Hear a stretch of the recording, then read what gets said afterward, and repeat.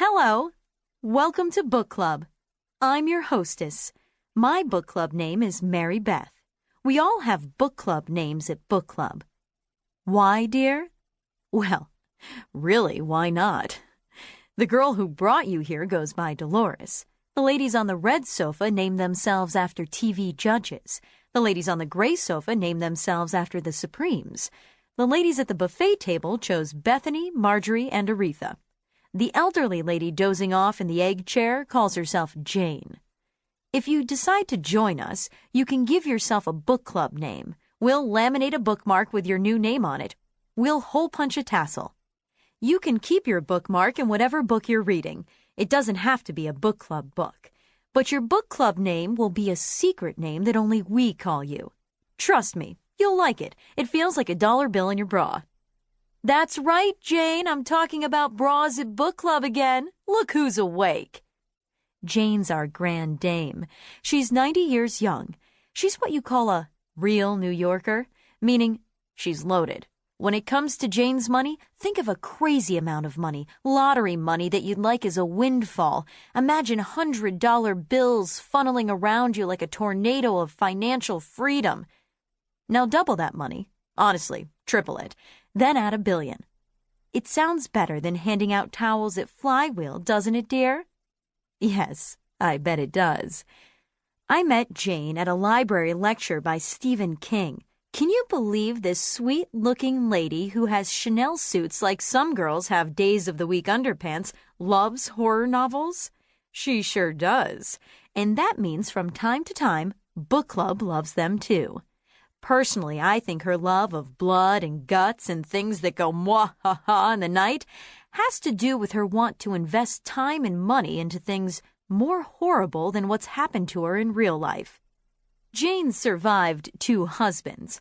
One had a stroke and one's mistress shot him dead in a sex swing, and 3 children. Car accident, ski accident, and one fell off the roof of her house. My dear, please don't concern yourself. Jane's fine. They all died years ago. And here's what nobody tells you. Losing a child isn't the end of the world.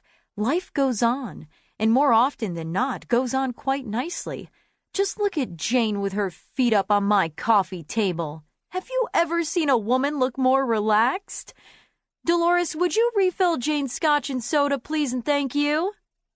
See there? Look at Dolores scurry away from the cheese plate. At book club, Jane's waited on hand and foot because Jane is book club's patron of the arts. Jane buys everyone's book club book in hardback and tickets for us to attend literary events. If you join book club, Jane will take on your book club expenses too. All you have to do is pick your preferred theater seating. The ladies on the red sofa like to sit center orchestra for the acoustics. The ladies on the gray sofa migrate to mezzanines so they can whisper. The ladies at the buffet table are claustrophobic, so they ride an aisle like a bobsled. Dolores never stops texting, so she sits at the back. It takes a certain kind of woman to sit in the front. Jane and I are that kind of woman, a front row woman. A front row woman is a participant. She never breaks eye contact with the speaker. She laughs when he says something funny, and she makes a funny face when he describes something gross. That day in the front row of Stephen King, Jane and I had so many facial tics the librarians must have thought that strokes were contagious. How many strokes have you had, Jane? That many? My God, it's going to take a bolt of lightning to take you out. 2 bolts in a frying pan to the back of the head? Oh, Jane, you kill me. She still can't smile right. I know it's not your fault, Bethany. I didn't say it was your fault. Bethany is the woman at the buffet table without a plate, to the right of the Caesar salad, rearranging my napkins. She's Jane's neurologist. She joined book club because Jane invited her to join. She's 40-something like the rest of us, except for Dolores, who's just out of college, and should have known better than to choose a book club name so close to mine. Bethany, Mary Beth. Honestly, the nerve. But tolerating such indiscretions makes me a good hostess. A good hostess is gracious and doesn't make a big deal about things like a guest showing up in the same Tory Burch tunic. But a same tunic disaster is only going to happen once in a blue moon, especially now that I will call you a week before book club to make note of your outfit. Book club names are forever. Yes, I know you can hear me, Bethany. Would you like to take my husband's last name as well? Just kidding. Bethany works 16-hour days and is on call all the time and thus has never married. She wants a baby and, for whatever reason, wants to personally give birth to that baby.